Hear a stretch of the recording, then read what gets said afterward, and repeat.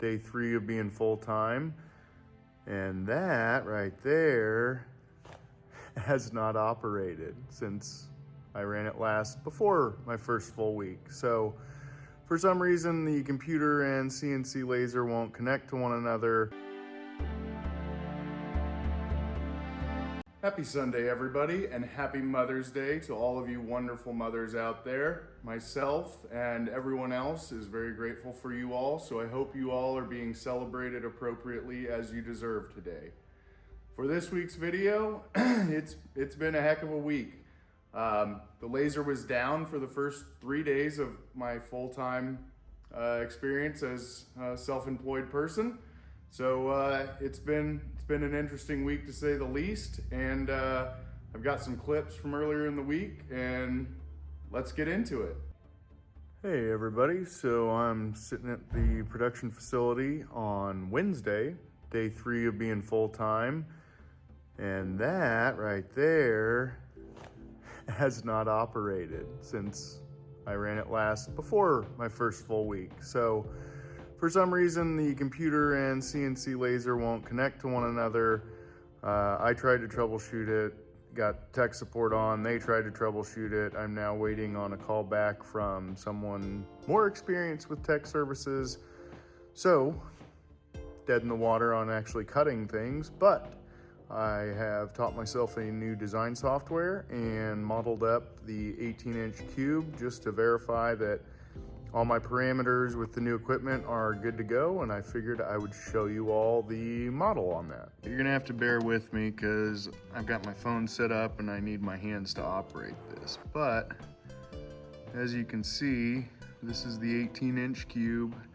It's set up so you can see through it, but we've got the main design laid out. We've got our power and thermostat holes. All of our joints for the rivets are lining up properly.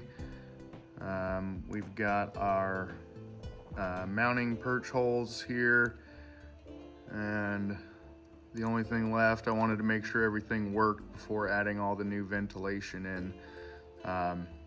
So there it is. There's the 3D model of the 18-inch cube on new software. So figured I would show you all how that's coming and the progress being made. The good news is, once the laser is up and running, I know for sure I'm good to cut out all the new parts. The real reason that I haven't put the ventilation into the model yet is I have designed something new. It's still the Heartland logo, but I wasn't really happy with how big the holes were for those that keep smaller species. So I've got something new designed. I really like it, but I want to vet it and cut it out on the aluminum in the machine to make sure that it will handle the parameters properly. So as soon as I can cut the part out to verify that my idea will work properly, I'll drop it in the design and be ready to go.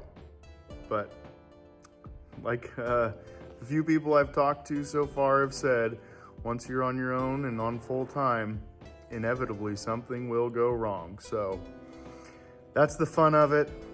Just trying to keep progress moving as much as I can, even though I'm unable to actually cut aluminum right now. So keep on keeping on.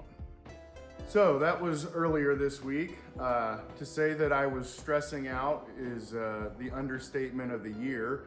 I've definitely got more gray from the first 3 days of this week. The good news is the laser is now up and running. I am not too proud to admit my shortcomings and mistakes to you all. Anybody that knows me knows I believe that's beneficial for people to learn.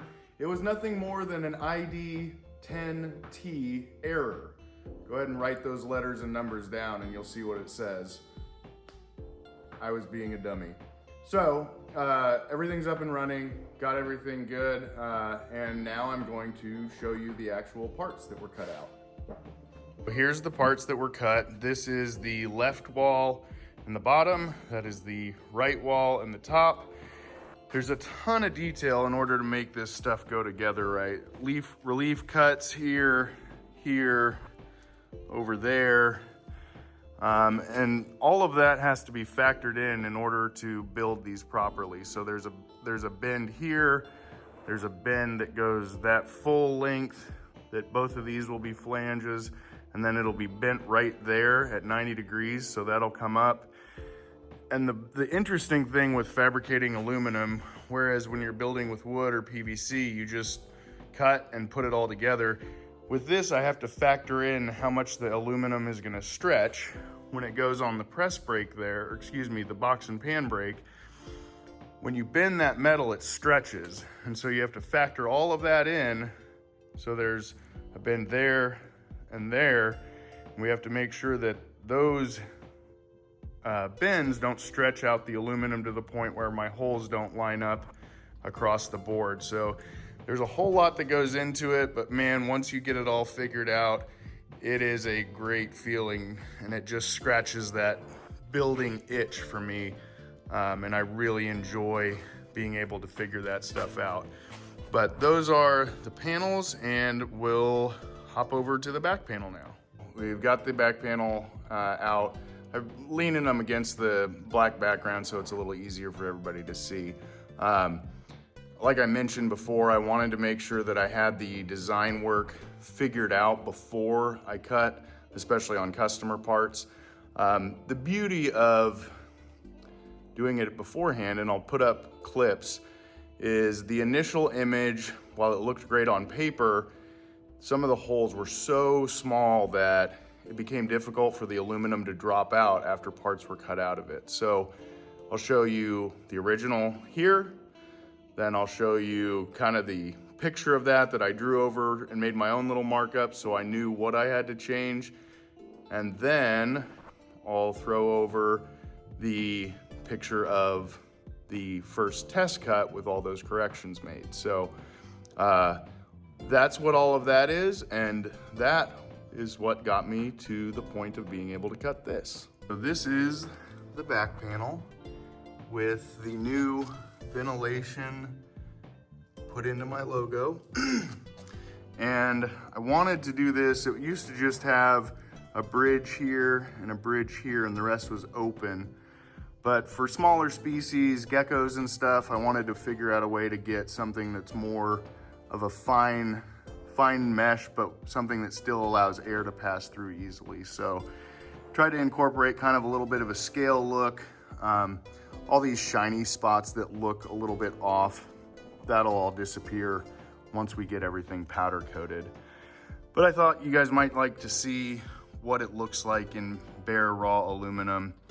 And then in next week, I will show you guys all of this actually riveted together. So that's kind of the update for the week. While I recognize that 3 parts may not appear to be a great deal of progress over 5 days, it has been a very productive week.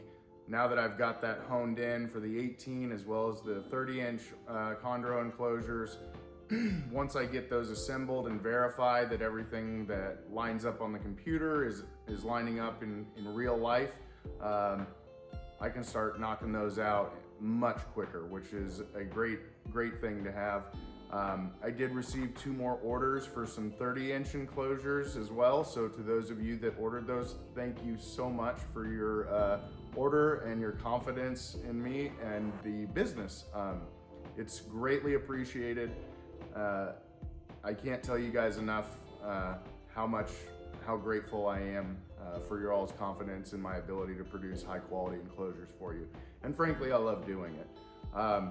So once we get those knocked out, be able to start running through, getting all the panels cut, and doing batches at a time will massively speed up things versus doing one from start to finish, right?